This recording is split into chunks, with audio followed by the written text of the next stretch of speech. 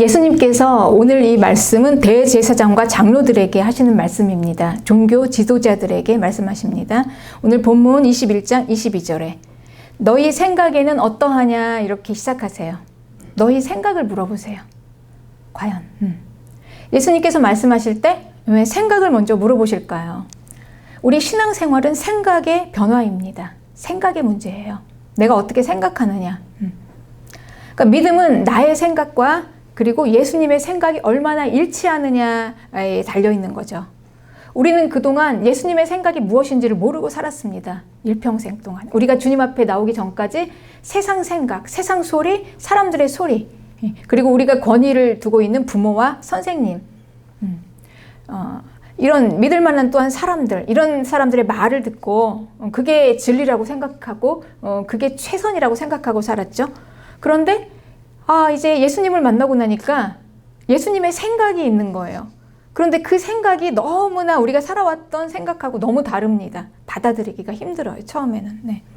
예수님의 생각과 우리 생각이 일치가 되어야 되지 않겠습니까, 여러분? 그게 신앙생활이죠. 안 그렇습니까? 우리가 뭘 보고 믿음 생활을 합니까? 막연하게 그냥 하나님, 그 하나님이 어떤 하나님이신데요? 네. 그 하나님은 자기의 생각을 분명히 예수님을 통해서 우리에게 말씀하셨습니다. 그래서 기록된 성경을 통해서 말씀해 주셨어요. 그래서 우리는 말씀을 읽으면서 예수님의 생각이 무엇인지, 그리고 하나님의 생각이 무엇인지를 알고 이제 그 생각에 일치하려고 이제 하는 거죠. 즉 한마디로 말씀에 순종하는 게 우리가 신앙생활의 가장 최선이다라는 것입니다. 동의하십니까? 이거 이외에는 뭐가 있겠습니까? 그래서 이제 우리는 예수님의 생각을 알기 위해서 말씀을 들어요. 우리는 예수님을 이제 처음에 만나서 다 잘 믿기를 원합니다. 처음에 왔는데 예수님이 누구신지를 우리가 얼마나 알고 믿겠어요. 그냥 구원에 끌려와서 믿은 우리가 하나씩 알아가는 거죠. 그분이 누구인가. 그리고 이제 우리가 그분에게 또 말씀을 드리는 거예요. 그래서 매일 아침마다 첫 시간을 하나님 앞에 드리며 기도로 시작하고 또 나의 생각을 말씀하시는 거예요. 하나님께 말씀 드리는 거죠. 올려드리는 거죠. 그리고 하나님께서 내 생각을 받으시고 또 들을 건 들으시고 고칠 건 고치시고 또 수정하면서 또 매일 아침에 하나님의 생각은 무엇일까 궁금해하면서 이제 말씀을 깊이 묵상하면서 시작하는 거죠. 이것만 한 게 있겠습니까? 최선이죠. 그러니까 우리가 예수님을 믿고 이렇게만 할 수 있다면 뭐 큰 것도 아니에요. 아침마다 이렇게 할 수 있다면 우리의 구원과 하나님의 뜻대로 사는 거에는 문제가 없습니다. 네, 그렇습니다. 다른 길은 없어요, 여러분. 만약에 이 이외에 더 좋은 길이 있었다면 벌써 그 길은 다 오픈이 됐을 거예요. 우리가 예수님을 믿은 그 역사가 얼마나 많습니까? 신앙의 선배들이, 선진들이 가장 우리에게 이렇게 하니까 가장 안전하더라라고 한 게 우리 기도와 말씀입니다. 이걸 주셨어요. 더 좋은 길이 있으면 그걸 주셨겠죠. 그렇습니다. 그래서 이제 예수님의 생각이 무엇일까 이렇게 보는데 예수님께서 이제 이런 예화를 말씀하세요. 너희 생각은 어떠냐? 그리고 생각을 물어보세요. 자, 생각해봐라. 생각을 써서 한번 내 말을 들어봐라 라는 거예요. 그냥 무작정 듣지 말고 내 생각과 하나님의 생각을 좀 비교해보면서 만나 묵상도 해보고 깊이 또 연구도 해보고 막 이렇게 저렇게 하면서 이제 찾아가는 거예요. 그렇게 너희 생각은 어떠하냐 이제 이렇게 하면서 시작하는 거죠. 어떤 사람이 두 아들이 있었대요. 맏아들과 작은아들. 아버지가 얘기합니다. 포도원에 일하러 가라 이렇게 얘기했어요. 그런데 맏아들은 뭐라고 그러냐면 항상 맏아들은 듬직하죠. 아버지 말씀에 항상 순종했습니다. 네, 가겠습니다 하고 안 갔어요. 그 둘째 아들은 어떻게 했습니까? 싫어요 하고 안 갔어요. 네. 그러니까 어떻습니까, 여러분? 아버지가 얘기하는 이 포도원으로 가서 일을 하라라는 거는 두 아들이 생각하기에 별로 그렇게 썩 끌리는 게 아니었다는 거예요. 살면서. 거기 가서 뭐해? 포도원 가서. 아니, 아버지는 그 돈도 많으신데 그 일꾼들을 써서 하지 굳이 우리를 보내야 해? 여러 가지 이제 생각이 많았던 거죠. 특히 이제 둘째 아들은 이제 내가 또 여자친구가 생겼는데 오늘 얼마나 바쁜데 여자친구랑 또 만나야 되죠. 큰아들은 어떻습니까? 내가 지금 벌려놓은 사업이 있는데 얼마나 가서 바쁜데 아버지는 왜 이렇게 답답하셔? 응? 생각이 이렇게 없으신 거야? 우리를 보내. 왜 포도원을 우리를 보내는 거야? 그러니까 하나님이 말씀하시는 이 말씀은요, 여러분, 우리가 참 듣기 힘든 말씀이세요. 이해하기가 어려운 말씀이에요. 우리의 생각으로는. 이걸 꼭 왜 해야 돼? 이런 말인 거죠. 그러니까 하나님이 우리에게 주시는 말씀이 우리가 생각에 내가 지금까지 살아왔던 이 모든 생각과 방식과 이 습관과 이 모든 가치관에 딱 맞아서 역시 그래 맞아 아버지가 하는 말씀대로 포도원에 가야지라고 이 코드가 맞으면 얼마나 좋겠습니까? 그런데 이 아버지가 말하는 이 말씀은요 너무나 무익한 얘기예요. 뭐 성과도 없어요. 뭐 돈이 생깁니까? 뭐 갑자기 막 이 앞에서 뭔가 확 그냥 뭐 큰 게 뭐 딱 우리는 그렇잖아요. 우리가 세상에 살 때는 돈이 생겨야 되죠. 일단은 우리가 움직이는 모든 것들 돈 없이 합니까? 헌신이라는 건 안 해요. 그럼 바보나 하는 거지. 그쵸? 돈 없이 하는 헌신은 안 해요. 그리고 우리 또 뭘 합니까? 뭔가 성과가 일어나야 돼요. 딱 보여줘야 돼. 내가 일한 만큼 딱 결과가 나타나야지 잘했다 하는 겁니다. 그런데 이 아버지의 포도원은 그렇지가 않아요. 해도 뭔가 보여지지도 않고 돈도 안 생기고 정말 무익한 거죠. 뭐 세상에 살면서 이렇게 쓸데없는 일이 없는 겁니다. 뭐 했더니 뭐 딱 결과가 나타납니까? 그것도 아니죠. 그래요. 우리가 참 주의 일을 하면 그렇습니다. 참 성과도 없고 가끔은 그래요. 이걸 내가 왜 이렇게 하고 있지? 아무런 뭔가 크게 변화도 없고 뭐 생기지도 않는 거. 세상적인 가치관으로 보면 그렇다는 겁니다, 여러분. 그런데 놀라운 건 그렇게 무익하고 아무것도 없는 그 나타나지도 않는 것 같은 뭐가 하나 보여지지도 않는 것 같은 그 자리에서 이제 생명이 하나씩 살아난다는 거죠. 그렇습니다. 그러니 이 아버지의 일은요, 참 우리가 어려운 거예요. 말같이 쉽지 않아요. 말로는 그렇습니다. 할 수 있습니다. 큰아들 그렇죠. 가겠습니다. 했어요. 그런데 안 갔어요. 그런데 둘째 아들은 그런 거예요. 싫어요. 하고 어떻게 했냐면 갔어요. 갔습니다. 그래서 예수님께서 말씀하시는 거예요. 너희 생각에는 어떠하냐? 맏아들과 둘째 아들 누가 아버지의 뜻대로 하는 자냐? 물어봐요. 어떻습니까, 여러분? 누가 아버지의 뜻대로 할까요?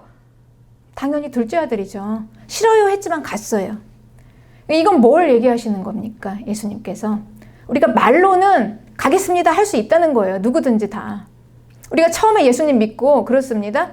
다 할 수 있을 것 같아요. 그리고 우리가 남은 보이잖아요. 이렇게 보이니까. 그런데 내 자신은 안 보여요. 거울이 있어야 보여요. 그렇죠? 여러분? 우리가 벽 앞에 딱 서보세요. 내가 보입니까? 거울이 있어야 보이죠? 근데 딱 남 앞에 서면 남은 보여요. 그러니까 남이 하는 행동은 보이는데 나는 거울이 있어야만 볼 수 있어요. 누군가를 통해서 나를 보게 되고 또한 하나님의 진리의 말씀을 통해서 나를 보게 되고 이게 아니면 내 자신을 볼 수가 없는 거죠. 그러니 우리는 그렇게 생각해요. 내가 알고 또 내가 말하는 게 나라고 또 착각을 하면서 난 할 수 있어 이렇게 생각을 합니다. 쉽게. 그렇지만 보세요, 여러분. 이 포도원은요, 큰아들도 못 가고 작은아들도 안 가겠다고 하는 데예요. 누구나 다 안 가겠다고 하는 겁니다. 쉽게 나는 가겠습니다라고 할 수가 없는 거예요, 포도원이. 그렇습니다. 아버지의 부르신 포도원은 우리가 그렇게 쉽게 말로 나 할 수 있어요 할 수 없다는 거예요. 그런데 언제 드러날까요? 그게 정말 결정적일 때 드러나게 되겠죠. 내가 헌신하겠습니다. 내가 주를 위해 살겠습니다 라고 하는데 내가 정말 주를 위해 목숨을 바쳐서 난 순교할 수 있어요 라고 하는데 여러분 할 수 있을까요? 우리가 내 앞에 있는 작은 이거 하나 제대로 잘 감당하지 못하면 그 다음 걸로 갈 수 없어요. 옛날에 그런 말이 있죠. 우리가 10만 원짜리 담을 만한 그릇이 없으면 1000만 원짜리 담을 만한 그릇이 없다고 그래요. 항상 작은 거에 최선을 다하지 못하면 큰 거를 줘도 할 수 없어요. 그게 이제 이 진리 성경에서 말씀하시는 거죠. 내가 오늘 나에게 주어진 오늘 이 일들 정말 아버지가 포도원에 가라 했지만 나에게 주어진 이 헌신 그리고 그냥 무조건 순종 이거 못하고 어떻게 여러분 우리가 순교합니까? 못해요. 못해. 할 수 있을 것 같죠? 안 된다는 거예요. 이걸 예수님께서 말씀하시는 거예요. 너희 생각엔 어떠하냐? 너희가 진짜 말하는 것처럼 너희가 정말 그러냐? 그래서 뭘 얘기하시는 겁니까? 행동을 보고 분별하라. 그가 정말 하는 그 행동을 보고 분별하라는 거예요. 말을 보고 분별하지 말고. 그가 얘기하는 말을 가지고 정말 그 사람이 그럴 거야. 말을 가지고 정말 믿음 좋다. 말을 가지고 진짜 저 사람은 역시 주의 종이구나. 이렇게 할 게 아니라는 거죠. 과연 그가 무슨 행동을 하고 있느냐.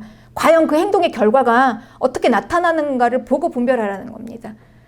그래서 우리가 말은 갑니다 합니다. 그렇지만 막상 가게 되면 주춤주춤 생각이 많이 되죠. 이거 뭐야? 내가 또 이거 헌신? 이게 무슨 헌신을 하는 거야? 내가 여기서 그냥 이거 일할 일이 있어? 이제 이렇게 우리가 많이 생각을 합니다, 여러분. 그래요. 근데 중요한 건 뭐냐면 이 둘째 아들은 갔다는 거예요. 그게 중요해요. 네. 처음에는 싫어요 했는데 갔어요. 갔어. 이게 중요한 거예요, 하나님 앞에서는. 처음에 우리가 말로는 그냥 조금 허접해 보이고 부족해 보일 수 있어요. 그런데 그가 정말 행동을 하는 걸 보면 그가 정말 진실한가 알 수 있죠. 그렇습니다, 여러분. 우리가 살면서 이거는 우리가 적용해야 될 상황에 우리가 사람을 어떻게 믿나. 그 말을 보고 믿습니까? 근데 사람들은 말을 보고 믿어요. 근데 그 사람 행동을 보고 믿어야죠. 정말. 말은 쉽게 할 수 있어요. 그러니까 말을 보고 믿다가 얼마나 우리가 봉변을 많이 당합니까? 사기도 당하고. 정말 그가 진실한 행동을 하는가를 봐야죠. 그런데 이 둘째 아들은 했단 말이에요. 했어. 그게 중요해요. 어떻게 했을까? 둘째 아들이 마음이 변해서 한 거죠. 마음이 변했습니다. 그런데 그 둘째 아들이 마음이 변해서 행동을 하게 된 결정적인 역할을 한 게 21장 30절에 뉘우치고 이거입니다. 뉘우치고 갔다. 뉘우침. 이 뉘우침이라는 말은 나중에 주의하고 후회하다라는 뜻이에요. 아버지 말을 듣고 싫어요 하고 했는데 생각해보니까 곰곰이 생각해보니까 아버지에게 미안한 거예요. 그냥 내가 가지 뭐. 이제 후회를 하는 거죠. 그때 왜 내가 그냥 싫다라고 딱 잘랐을까? 아버지가 얼마나 마음이 아팠을까? 그래도 나를 믿고 아들이라고. 그리고 아버지가 나를 가라고 하는 거는 이유가 있겠지. 그 품꾼들 품삯 주고 그냥 사람 쓰면 되는 걸 굳이 아들인 내가 가야 하나? 수고를 하며 돈도 안 받고. 근데 아버지가 뭔가 가라고 하면 이유가 있을 거야. 내가 그냥 그때 그렇게 말하지 말았어야 되는데 하고 후회를 하는 거죠. 그 후회를 하고 간 거예요. 그러니까 이 후회라는 의미에는 다시 동일한 죄를 짓는 것에 대한 경계 그리고 조심 이런 게 이제 이런 의미들이 담겨 있어요. 원뜻이. 그러니까 이런 걸 했다는 거예요. 내가 지난번에도 또 아버지한테 이렇게 해서 마음 아프게 했는데 또 그랬네. 이제 절대 그러지 말아야지 하고 후회를 하고 간 겁니다. 그러니 무엇입니까, 여러분? 우리가 행동할 수 있는 건 우리가 뭐가 노력으로 하는 것도 아니고 내가 뭔가 특별해서 행동할 수 있는 거 아니에요. 우리가 말씀에 순종할 수 있는 거는 특별히 내가 어떠해서 말씀에 순종할 수 있는 게 아니라 회개해서 회개함으로. 그래서 예수님께서 오늘 종교인들에게 이걸 말씀하시는 거예요. 종교 지도자들, 대제사장, 대단한 인물이죠. 장로들. 그들에게 말씀하시는 거예요. 너희의 생각은 어떠하냐? 자, 너희들이 그렇게 거룩하고 너희들이 그렇게 믿음이 좋다고 얘기하는데 과연 행동을 할 수 있느냐? 그런데 이 행동에는 회개가 있어야 되는데 너희들은 과연 회개를 할 수 있냐? 이 회개는 뭐로부터 회개입니까, 여러분? 죄로부터 회개예요. 네 죄를 볼 수 있는 그 마음이 있니? 그걸 말씀하시는 거예요. 과연 너는 내 죄를 바라볼 수 있는 그 낮은 마음이 있느냐? 예수님께서 이걸 말씀하시는 겁니다. 회개할 수 있냐? 이걸 물어보시는 거예요. 회개. 네. 그렇습니다. 하나님의 나라를 지금 들어가는 거에 대해서 예수님 말씀하세요. 하나님의 나라는 누가 들어가나? 세상 질서로 들어가지 않는다는 얘기죠. 종교적인 권위를 가지고 권위 있는 자들이 들어가는 게 아니에요. 높은 자리에 있는 권위자들이 들어가는 게 아니에요. 하나님의 나라에 들어가는 자들은 회개하는 자들, 즉 하나님의 말씀에 순종하는 자들이에요. 그런데 어떻게 순종을 하냐? 회개함으로. 그렇죠. 그러니까 그들을 누가 들어가냐? 예수님께서 계속해서 말씀하시는 게 아주 그냥 이 대제사장의 완전히 그냥 머리가 완전히 돌아버리는 얘기를 하시는 거예요. 세리와 죄인과 창녀들이 너희들보다 먼저 들어간다. 이렇게 말씀하세요. 그런데 이 세리 죄인 창녀는 여러분 죄인이에요. 한마디로. 한마디로 얘기하면 죄인이 들어가는 나라라는 거예요. 누가 들어가냐? 하나님의 나라는 죄인이, 회개할 수 있는 죄인이 들어가는 나라. 그렇습니다. 그래요. 그러니 죄를 안 지은 자가 들어가는 나라가 아니라는 겁니다. 여러분, 하나님의 나라는. 네. 하나님의 나라는 우리는 이렇게 생각하죠? 어떻게 하면 이 죄에 대해서 연구를 해요. 어떻게 하면 이 죄를 안 짓지? 저 죄를 어떻게 끊어내지? 죄야 물러가라! 막 죄와 싸웁니다. 네. 그런데 이 죄 안 짓고 여러분 깨끗해서는 못 들어간다는 거예요. 이 바리새인과 이 종교 지도자들이 자기는 그랬잖아요. 스스로. 우리는 너무나 거룩해. 우리는 너무나 깨끗해. 정결해. 이렇게 얘기했잖아요. 그런데 이 세리 죄인 창녀, 저 죄인들, 저들이 우리보다 먼저 들어간다고? 그러니까 예수님께서 말씀하시는 거예요. 너희의 생각은 어떠하냐? 우리 생각은 도저히 그걸 받아들일 수 없습니다. 라고 하는 거죠. 당연히. 무슨 하나님의 나라를 이 세리 죄인 창녀들이 들어갑니까? 우리 같은 거룩한 자들이 들어가지. 우리는 동의할 수 없습니다. 그렇습니다. 그러니 하나님의 나라에 들어갈 수 없는 이유는 무엇입니까? 22절에 분명히 나와 있습니다. 끝내 뉘우쳐 믿지 않았기 때문에. 끝내 회개하고 뉘우쳐서. 그래서 믿지 못하는 거예요. 뭘 믿지 못합니까? 구원을. 하나님의 구원을 믿지 못하는 거예요. 네. 내가 회개할 수 없으니까. 이 구원은 죄로부터의 구원인데 내 죄를 인정하지 않는데 어떻게 구원을 받느냐는 거예요. 예수님께서는. 여기서부터 걸린다는 거죠. 너희들은 자격이 아예 천국 문 앞에 들어올 수 있는, 발을 하나 뗄 수 있는 자격도 안 된다. 여기서부터 시작이 되어야 되는데 하나님의 나라는 누가 들어갑니까, 여러분? 우리가 여기에서 너희의 생각은 어떠하냐? 확실하게 우리가 이 생각에 대한 정리를 해야 돼. 죄가 있어야 들어갑니다. 죄가 있어야 들어가요. 즉 내가 죄인인 걸 인정할 수 있어야 들어갈 수 있는 거예요. 나의 거룩함과 나의 의로움으로 들어가는 게 아니기 때문에 하나님의 나라에 들어갈 수 있다는 것은 내가 구원받았다는 거예요. 구원받았다. 네. 우리가 어떻게 구원받습니까? 무엇으로부터 구원받습니까, 여러분? 우리가 무엇으로부터 구원받았습니까? 세상에서 잘 사는 문제? 못 살았던 거? 가난으로부터 구원받았습니까? 우리가? 나의 질병으로부터 구원받았습니까? 나의 가정 문제? 여기에서부터 구원받았습니까? 우리는 애초에 우리의 생명의 구원부터 받은 사람들이에요. 죄로부터. 그러니 우리의 처음은 어디서부터 시작합니까? 나는 죄인입니다. 여기에서부터 시작하지 못하면 여러분 우리는 이 구원으로 갈 수가 없다는 거죠. 애초에 하나님의 나라는 꿈도 꾸지 말아라 이 얘기예요. 네. 그러니 오늘은 이제 우리는 이 너희들의 생각은 어떠하냐? 참 새로운 이런 이 메시지예요. 하나님의 나라를 죄가 있어야 들어간다고? 나는 죄가 없어야 들어가는 줄 알고 그렇게 죄와 싸우려고 했는데 죄가 있어야 들어간다고? 네, 그렇습니다. 여러분, 죄가 있어야 들어가요. 회개하고. 우리가 뭐 얼마나 대단합니까? 우리는 회개하는 것밖에 할 수 없는 죄인들인데. 그래서 인간은 누구나 다 죄인이다. 여기에 대해서 공감할 수 있는데 이 안에 나도 들어간다. 이거를 우리가 인정하지 않고는 그 다음 복음이 우리에게 전해질 수가 없어요. 이 복음의 진수인 로마서가 그 기가 막힌 복음을 설명하는 서두에 딱 우리에게 얘기한 거예요. 의인은 없다. 하나도 없나니.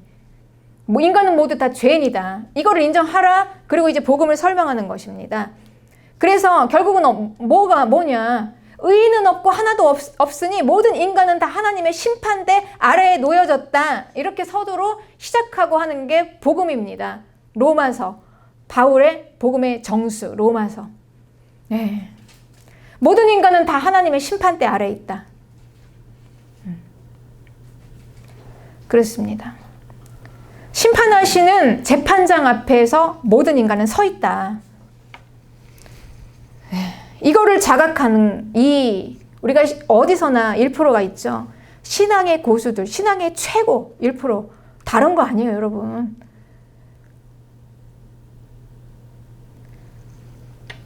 뭘 열심히 하겠다고요? 우리가 큰아들처럼? 네, 할 수 있습니다. 나는 아버지의 맏아들이니까. 이 대제사장들이 그랬잖아요. 우리는 아버지의 맏아들이니까. 하나님의 심판대 아래 있다. 그런데 이 심판의 판결은 뭐냐면요. 그러니까 이 죄를 지은 심판의 최고형은 사형이에요. 네. 그러니 우리는 하나님의 심판대 아래에서 판결이 났다. 사형받을 인간들로, 죽을 인간들로 여기서부터 시작하는 겁니다. 그러니 무엇입니까, 여러분? 구원자가 필요한 겁니다. 구원자가 필요하다. 구원자가 필요하다. 구원자가 필요하다. 하나님의 나라, 죄인이 들어가는 나라. 네. 우리가 전에는 이제 이렇게 많이 생각하죠. 하나님의 나라 누가 들어가냐? 하나님이 기뻐하셔야지. 네. 하나님이 기뻐하시는 게 뭔데? 죄가 없이 깨끗해야 하니까. 그럼 어떻게 할까? 죄를 짓지 말아야 한다. 그런데 죄는 자꾸 내 안에 생겨. 그러니까 이제 이거를 어떻게 할 수 없는 딜레마에 빠지는 겁니다.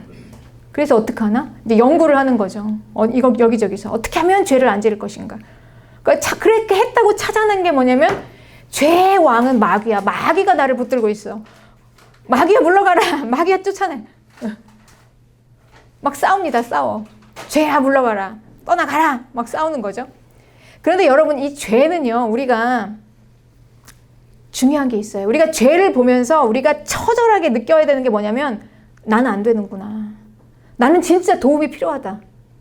내 힘으로 안 돼. 여러분 마귀 쫓았더니 막 여기저기 다니면서 막 마귀 잘 쫓는다는 사람이 있었어요. 귀신 쫓아낸다는 사람 찾아가서 막 기도원 가서 막 안수 받고 쫓아났어요. 그러고 나서 내려오는 길에 시내버스에서 또 옆에 사람하고 또 싸웁니다. 막 자리 다툼하면 싸우는 거죠. 그게 인간이에요. 그렇게 은혜 받고 여러분 그렇지 않습니까? 기도원 가서 막 엄청 은혜 받고 막 마귀 쫓아내고 내려오면서 버스 안에서 싸웠어요. 우리 옛날에 기도원 다닐 때 그런 일 너무 많았어요. 그러니 우리는 내 죄를 보면서 뭘 느껴야 되냐면 난 정말 어쩔 수 없는 인간이구나. 그러면서 절망을 한번 해야 돼요. 꼿꼿이 서면 안 되고 절망이 필요합니다. 낙심, 애통. 그래서 예수님께서 말씀하시는 거예요. 애통하는 자가 복이 있나니. 그래서 이제 급기야는 죄를 통해서 우리가 보게 되는 게 나는 구원자가 필요합니다. 이렇게 절규하는 거예요. 나를 구원해 주세요. 나는 구원자가 필요합니다. 나 혼자는 안 돼요. 구원자를 찾게 되는 거죠. 그러니 죄는 결국은 무엇입니까? 구원자를 바라보게 해요. 그리고 구원자를 필요하게 해요. 이렇게 믿는 것입니다. 여러분, 예수님 믿는 거는. 구원자를 찾는 거예요. 예수님 너무 필요해요. 더 필요해요. 내가 처음에 예수님 만났어요. 만나고 나의 구원자라고 해서 만났는데 이제 이걸로 끝인 줄 알았는데 가면 갈수록 나는 더 예수님이 필요한 존재라는 걸 더 깨닫게 돼요. 이게 은혜인 거예요. 이제는 진리의 말씀이 나를 비추니까 전에는 내가 나를 못 봤어요. 그런데 이 하나님의 말씀으로 내가 쫙쫙 비춰지는 거예요. 내가 얼마나 가망 없는 인간인가. 그렇습니다. 그래서 우리가 고백하는 거예요. 주님, 내가 오늘은 주님이 더 필요해요. 내일은 더 필요할 것 같아요. 날마다 주님이 더 필요해요. 이렇게 하나님 앞에 나아가는 게 기도예요. 그리고 하나님의 말씀을 듣기를 원합니다. 내가 말씀에 순종해야 되는데 하나님의 뜻이 무엇입니까? 하고 그 말씀을 깊이 묵상해 보는 거예요. 매일매일 여러분. 우리가 매일 밥을 먹듯이 매일 공기를 마셔야 살듯이 물이 없으면 죽잖아요. 매일매일 하나님의 말씀과 기도로 구원자가 필요해서 예수님 붙잡고 나가는 거죠. 구원자가 필요합니다. 네. 그래서 우리는 내가 짓는 죄에 대해서 집중하는 것보다 더 중요한 것은 그 죄로부터 나를 구원해내실 구원자가 필요하다. 그래서 이 복음은 은혜입니다. 은혜. 구원자가 우리에게 오셨다라는 거죠. 그리고 구원자가 우리와 같이 있겠다. 이걸 받아들이라 라는 것입니다. 그렇습니다. 여러분, 구원자가 이것 때문에 우리에게 오신 거예요. 왜 우리에게 오셨습니까? 구원자가 누구를 찾아오셨습니까? 죄인들을 찾아오셨어요. 세리죄인 창녀들. 구원자가 대제사장에게 갔습니까? 그 거룩한 곳으로, 높은 곳으로, 권위 있는 자들의 곳으로. 그래서 복음은 낮은 곳에서 흘러가요. 낮은 곳으로. 낮은 곳에 죄인 세리 창녀들, 구원자가 정말 필요한 자들이 그 안에 있거든요. 그렇습니다. 예수님이 이걸 하러 오셨는데 이 대제사장들은 필요 없다는 거예요. 구원자, 그까짓 거 필요 없어. 우리는 거룩해. 그런데 세리와 죄인과 창녀들은 그렇지 않았어요. 우리는 죄인이에요. 우리를 죄로부터 구원해줄 구원자 예수 그리스도 환영합니다. 나에게 오세요. 내가 구원자를 붙잡아야 내가 살 수 있어요. 이렇게 얘기하는 거죠. 그러니 하나님이 우리에게 하시려는 그 뜻을 완전히 우리에게 실현시키시는 그 대상들은 죄인들이라는 거예요. 그러니 내가 죄를 짓지 않고 내가 죄인이 아니라고 하고는 이 구원자를 만날 수가 없는 겁니다. 하나님이 내 안에서 충분히 그분의 뜻을 펼 수가 없는 거예요. 왜냐하면 우리는 구원자의 것으로 살아야 하니까. 내 것이 뭐가 있습니까, 여러분? 다 파산맞은 인생인데 내가 뭐가 있어요? 생각하고 걸음걸음 발걸음 하나하나 숨 쉬는 것 자체가 다 죄 아닙니까? 우리 인생이 뭐 얼마나 대단해요. 우리가 다 죄인인데 이거를 인정하는 거예요. 이거를. 그리고 구원자가 필요합니다. 네. 그런데 그 구원자가 누구냐? 그게 중요하죠. 과연 나를 구원할 수 있는 분이냐? 우리가 예수 그리스도를 만나기 전에는요, 이제 나를 좀 누가 도와줄까? 누가 나를 좀 구원해줄까? 생각하고 여기저기 기웃거렸습니다. 네. 나보다 좀 나은 사람이 있으면 저 사람이 나를 좀 도와줄 줄 알고, 돈이 좀 있으면 도와줄까? 좀 나보다 좀 많이 아니까 좀 도와줄까? 그러니 우리가 이제 막바지에 가서 그 관계 안에 쭉 들어가다 보면 그 끝은 뭡니까, 여러분? 도와줄 능력이 없어요. 애초에 인간은 서로 도와줄 능력이, 물론 이제 조금씩은 우리가 위로는 될 수가 있겠죠. 그러니 구원자는 누구입니까? 아무리 유별나도 사람으로는 안 된다는 거예요. 특별해도, 그가 아무리 특별해도 구원자는 오직 하나님이어야만 한다는 거예요. 창조주 하나님. 우리는 막연히 알고 있었어요. 그것도 아는 사람만. 하나님이 계실 거야. 온 세상을 누가 창조했을까? 창조주가 분명히 계실 거야. 이렇게 생각은 했습니다. 그런데 그 창조주 하나님이 나의 구원자라고 믿는 사람들은 없었어요. 거의. 우리의 구원자는 그 창조주 하나님이에요. 하나님이십니다. 여러분. 그분만이 나를 구원하실 수 있으세요. 창조주 하나님이 나의 구원자. 우리가 주님으로 영접한 예수님은 창조주 하나님이세요. 네. 나의 구원자는 하나님이십니다. 하나님. 네. 우리는 인생을 찾아서 이 하나님을 발견하기는 합니다. 구원자는 아니지만 하나님이라는 건 알게 돼요. 살면서 하나님이라는 분이 계시겠지, 막연히. 이렇게 생각은 합니다. 그리고 이제 우리가 살면서 하나를 발견해요. 나는 역시 내 힘만으로는 살 수 없어. 누군가 필요해. 누군가 필요해. 그래서 우리가 그 구원자를 만나기 전에는 얼마나 많은 소비를 다 하면서 구원할 수도 없는 사람들을 이렇게 쫓아다녔습니까? 누군가 필요하니까. 그런데 이제 비로소 알게 됐어요. 사람은 아니야. 역시 하나님이야. 하나님만이 나를 구원할 수 있다. 그런데 그 하나님이 내가 발견한 창조주 하나님이라는 거죠. 이 창조주 하나님이 사람으로 오셨어요. 사람으로 오신 하나님, 예수님. 그리고 하나님께서 한 사람을 정하셨습니다. 예수 그리스도. 그분은 하나님. 그리고 우리에게 말씀하십니다. 이 예수 그리스도. 이를 의지하라. 우리에게 주신 거예요. 이해하시죠, 여러분? 우리에게 주신 게 예수 그리스도. 이렇게 우리가 예수 그리스도를 받았어요. 구원자로.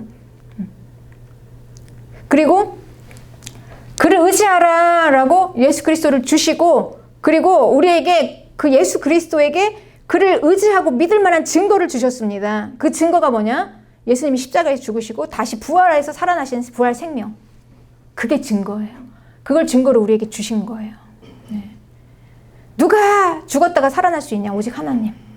하나님만이 살아날 수 있는 이 부활의 생명, 영원한 생명, 이게 우리에게 증거가 되는 겁니다. 부활. 네. 그러니 이 증거를 충분히 줬으니 믿을 만한 증거, 이 더 이상 어떻게 주냐는 거예요. 하나님께서 최대한 주신 이 증거를 믿고 돌아오라. 그리고 부활 생명을 받아서 살아라. 생명이다. 이렇게 말씀하신 거죠. 누구든지 믿기만 하면 그 주님을 나의 주님으로 영접할 수 있고, 그분은 나의 주님이 되어주신다. 그리고 앞으로는 이 주님만 의지하면서 살아라. 이렇게 말씀하는 것입니다. 날마다 더. 그렇게 말씀하시는 것입니다. 우리가 의지하면서 살 수 있는 분이에요. 예수 그리스도. 이분이 내 죄를 구원하러 오셨습니다. 그리고 나의 주님이 되어주셨어요. 날마다 붙잡으라고. 이 말씀이 바울이 아테네에서 설교한 내용이에요.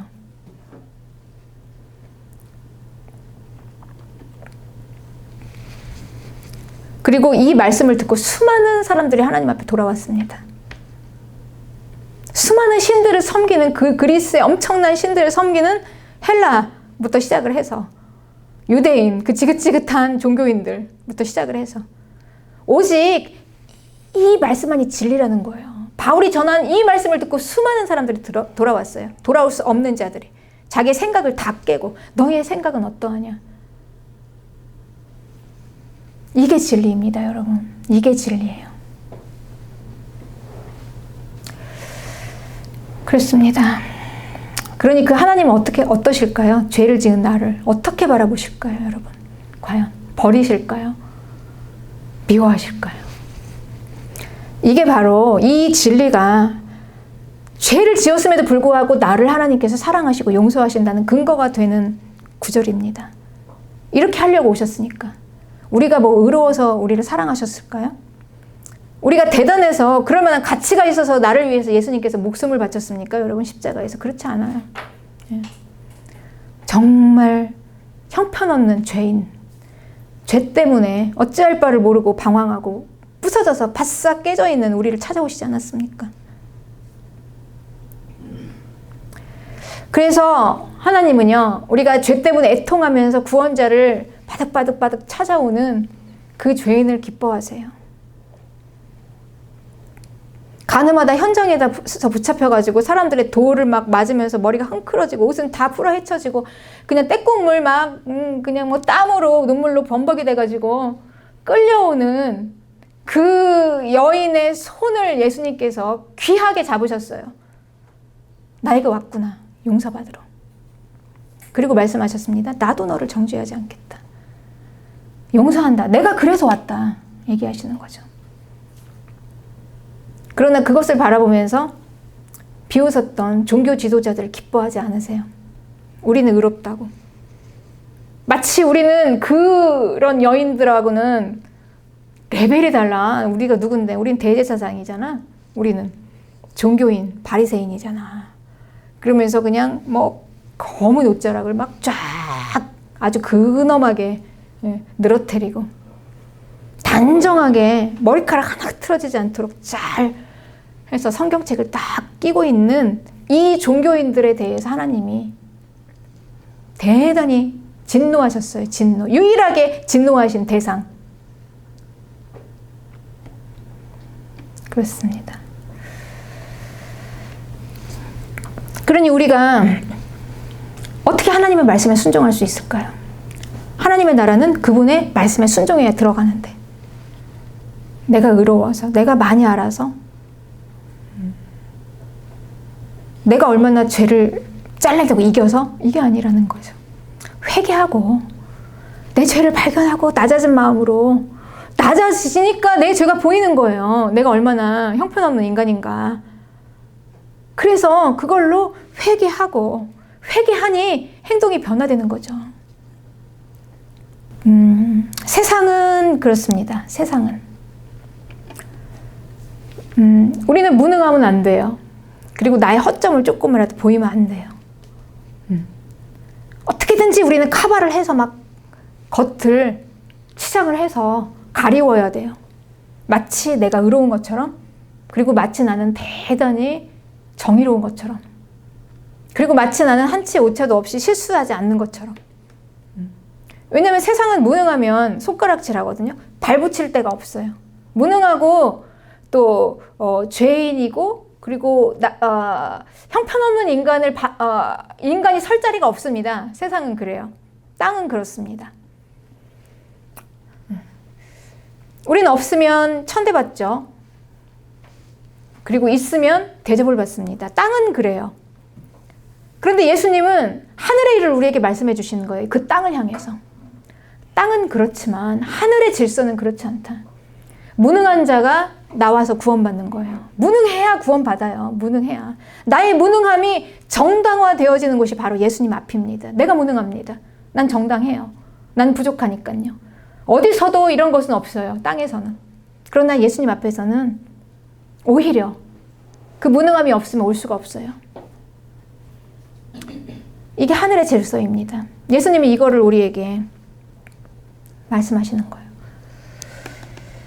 땅의 질서는 어떻게 하면 내 무능함을 가려보려고 별별 변칙적인 수단까지 다 쓰는 거죠. 어떻게 하면 내 죄가 드러나지 않을까? 어떻게 하면 가려워질까?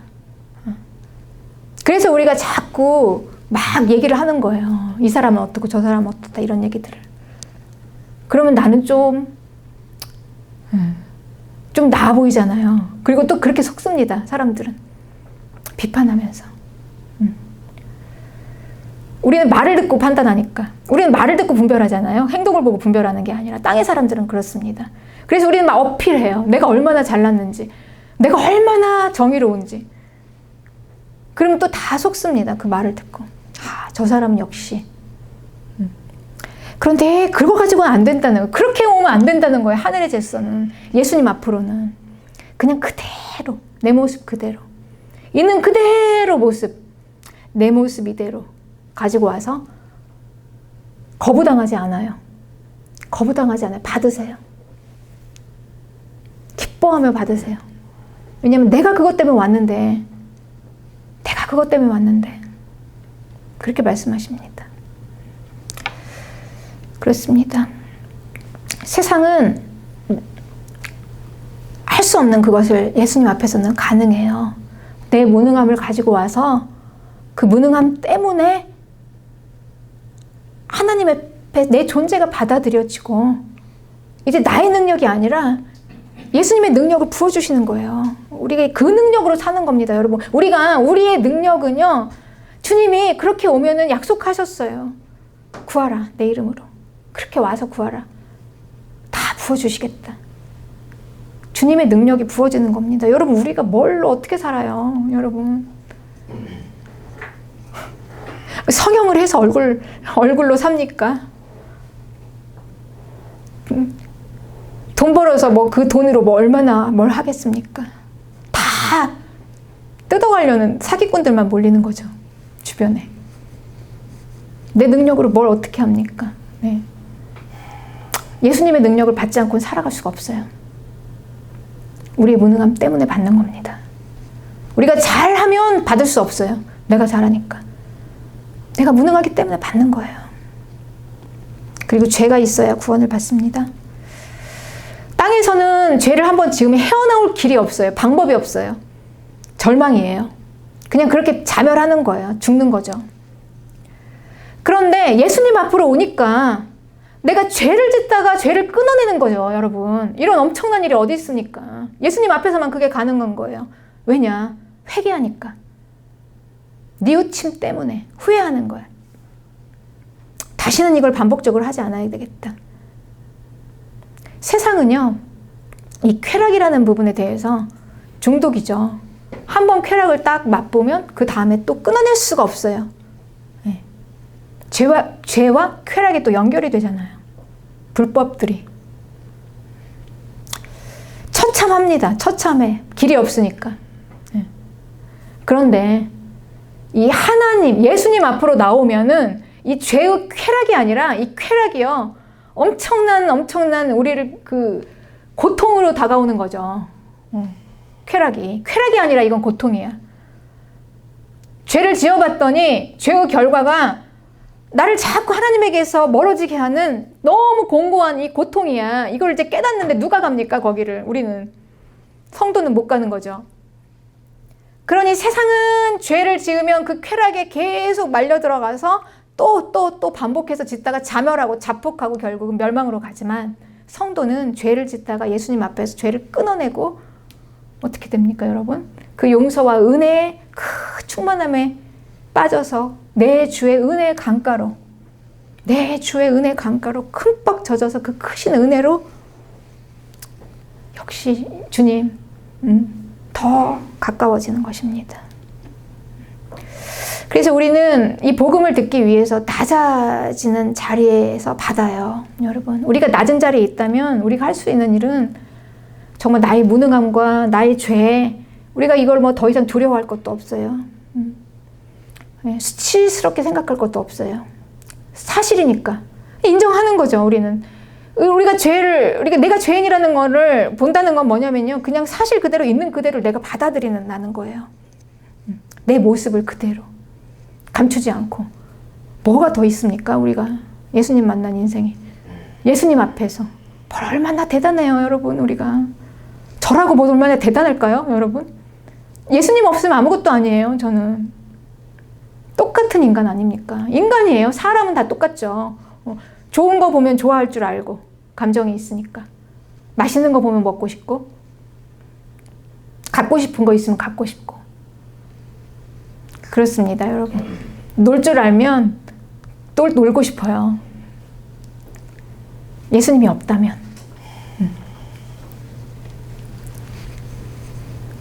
우리가 이제 이 낮은 곳에서 우리가 할 수 있는 것은 우리의 연약함, 무능함을 인정하고 있는 그대로 나를 그냥 보고, 뭐 과대 포장할 것도 없고 비하시킬 것도 없어요. 그냥 그대로, 있는 그대로 인정하고, 그리고 이제 낮은 곳에서 그 구원의 은혜를 받잖아요. 만났잖아요. 내 주의 은혜 강가로. 그리고는 더 이상 그 낮은 곳에 머물러 있으면 안 돼요. 이제 우리는 날아올라야 합니다. 높은 곳으로. 네.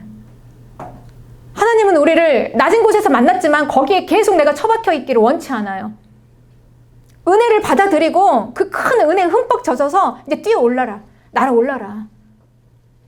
이제는 알았지. 이제는 하나님이 나의 주님이신 걸, 그분이 나의 능력인 걸 이제 알았으면 그 능력을 이제 쓰라는 거죠.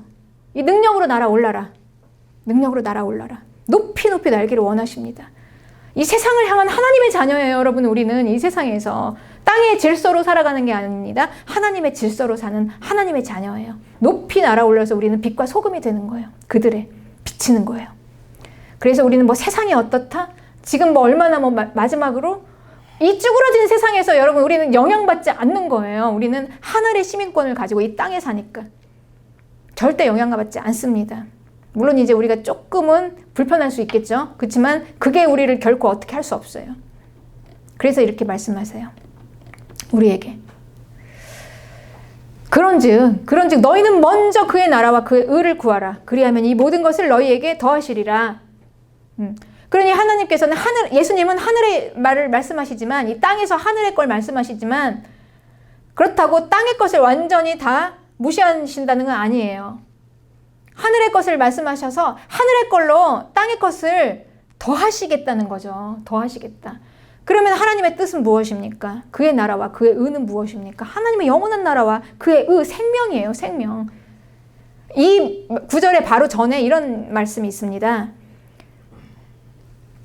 가장 중요한 게 뭐냐? 목숨 아니냐? 근데 왜 목숨을 위해서 뭘 먹는 걸, 먹고 쓰는 거를 왜 그렇게 집착하냐는 거예요. 목숨인데. 목숨이 가장 중요한 거 아니냐는 거죠. 그러니 이 땅은요, 얼마나 이거 말도 안 되는 게요, 이 중요한 목숨을 따위는 아무것도 아니에요. 먹고 쓰는 돈이 더 중요하죠. 먹고 쓰는 걸 대표하는 돈 때문에 목숨을 버리잖아요. 자기 생명을. 말도 안 되는 이런 일을 하잖아요. 땅은 그렇습니다. 그러나 이 진리를 가르쳐 주시는 거예요. 가장 중요한 게 뭐냐? 생명이냐? 생명이 먼저 아니냐? 생명을 구하고 구원을 찾으라. 구원 안에서 다 더해 주시겠다는 거예요. 우리의 구원 안에서. 멈추지 않으시겠다는 거죠. 우리가 구원 안에서 하나님께서 부어주시는 건 구원 밖이 아니에요. 그러니 우리가 생명의 밖에서, 하나님의 나라의 밖에서, 구원의 밖에서 구하는 거에 대해서는 하나님은 관계없다. 이렇게 말씀하시는 것입니다. 구원 안에서, 생명 안에서 과연 이걸로 통해서 너의 생명이 구원받을 수 있겠느냐? 생명의 풍성함이 너에게 있겠느냐? 그러면 더해주겠다. 무한대로. 창조주 하나님이시니까. 우린 이 순서를 하늘의 질서대로 사는 겁니다, 여러분. 그리고 땅의 사람들은요, 지금 이 마지막 때 어려움? 물론 어렵습니다. 지금 굉장히 어려운 것 같아요. 생활이 어려워요. 어려움에 대해서 이 해결할 방법이 없어요. 어떻게 하지? 답이 없죠. 그런데 그들 앞에서 우리는요, 그 답을 제시할 수 있어야 해요, 여러분. 우리가 누구입니까? 우리는 구원받은 하나님의 백성인데, 하늘의 사람들인데, 이 땅의 사람들에게 그걸 제시하지 못하면 어떡합니까? 할 수 있다. 우리가 비록 하나님의 은혜를 받고 구원을 받은 곳은 바닥이었지만, 우리의 무능함과 죄였지만, 우리는 여기 머물러 있지 않고 날아 올라서 땅의 사람들에게 얘기해 주는 거예요. 길이 있다. 하늘을 봐라. 생명을 봐라. 영원한 하나님의 나라를 봐라. 다 풀어집니다, 여러분. 거기에서 풀어지는 우리의 일상, 땅의 충만함이에요. 축복이에요. 절대 하나님 구원 밖에서 이루어지지 않습니다. 하나님이 하시는 일은. 그러므로 결론은 여기까지 인도하신 하나님의 모든 우리의 하나하나 한 조각조각 우리의 삶의 시간들 중에 버려야 할 것은 하나도 없다는 것입니다. 우리의 구원을 위해서, 생명을 위해서 하나님이 너무나 완벽하게 우리에게 세팅하신 거예요. 그걸 믿는 거죠. 우리가 한 주간 동안 이해할 수 없었던 너무나 많은 어려움이 있었죠. 내가 왜 이렇게 살아야 되지? 난 이렇게 있을 사람이 아닌데. 왜 이렇게 안 되는 거예요? 나는 왜 이렇게 돼야 돼? 이게 뭐 길이 잘못된 거 아니야? 이거 뭐 잘못된 거 아니야? 내가 잘못 믿고 있나?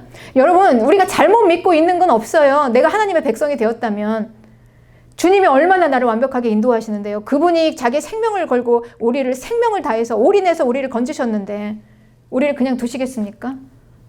우리는 떠날 수 있지만 그분은 그렇게 두지 않으시죠. 놓지 않으십니다. 갈 수 없어요. 그러니 이 구원은요, 처음에는 내 발로 들어왔다고 생각할 수 있어요. 내 맘대로 왔다고 생각할 수 있지만 나갈 때는 내 맘대로 못 나가는 게 하나님의 나라입니다. 끝까지 그분이 우리를 지키시니까. 완전해요. 이런 일이 있어야 했어요. 왜냐? 나의 생명 때문에, 구원 때문에. 거룩한 하나님의 자녀로 세워지기 위해서. 죄를 끊어내고 우리가 더 거룩해지기 위해서. 그리고 나의 무능함에서 뛰어올라서 날아오르기 위해서 필요한 겁니다. 그래서 이 하나님, 너희 생각은 어떠하냐? 너희 생각은 어떠하냐? 땅의 생각은 어땠냐? 이제 하나님의 생각으로 맞춰서 하나님이 우리에게 주신, 지금 여기가 바닥이면 우리는 여기에서 이제 여러분 가장 잘하는 것은 더 이상 우리가 이 바닥을요, 일생에 있어서 얼마나 몇 년을 끌고 갑니까? 빨리 쇼부를 내버려야죠. 길게 끌지 마시고 여기서는 바짝 엎드려서, 바닥이면은 그냥 바닥에서 사는 거, 바닥의 삶을. 납작 엎드려서 그냥 겸손하게 다 버리고 그냥 나는 그런 존재라는 걸 인정하고 그냥 완전히 바싹 주님이 그냥 주신 그 입장, 처지에서 받아들이면서 나는 그렇습니다, 주님. 그게 빨리 벗어나는 길입니다. 왕도가 없어요. 그리고 빨리 주님 앞에 나오는 거예요. 그래서 내 구원자가 필요해요, 주님. 난 바닥이니까. 바닥이면 바닥일수록 거기서 높이, 바닥에 있는데 여러분, 바닥에서 얼마나 높은 것을, 바닥에서 높은 라이프 스타일을 하고 있으려면 이게 안 맞잖아요. 고통이에요. 그냥 바닥에서는 바닥으로 바짝 깨지는 거예요. 바짝 깨져요. 무능함으로, 죄로 인정하고, 근데 누가 뭐라고 하면 다 받아들이고, 네, 그렇습니다. 맞아요. 내가 그렇죠. 네. 인정하면서, 순종하면서 하나님 앞에 가는 거예요. 그래서 내가 구원자가 필요합니다.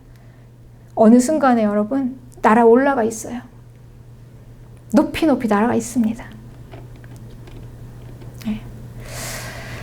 네. 참 시대가 어렵습니다. 이 시대는 어렵지만 성도는 안전한 것을 믿으시기 바랍니다.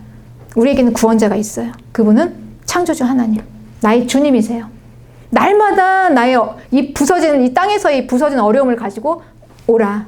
날마다 구원자에게 나오라. 땅에서 우리는 시선을 돌려서 하늘을 바라봅시다. 영원한 생명, 영원한 하나님의 나라. 거기서 못 풀어질 게 뭐가 있습니까, 여러분? 땅의 질서가 아니라 하늘의 질서로 사는 것입니다. 영원한 생명, 영원한 하나님의 나라. 그 나라를 바라보면 우리의 땅의 모든 문제가 다 풀어집니다. 할렐루야.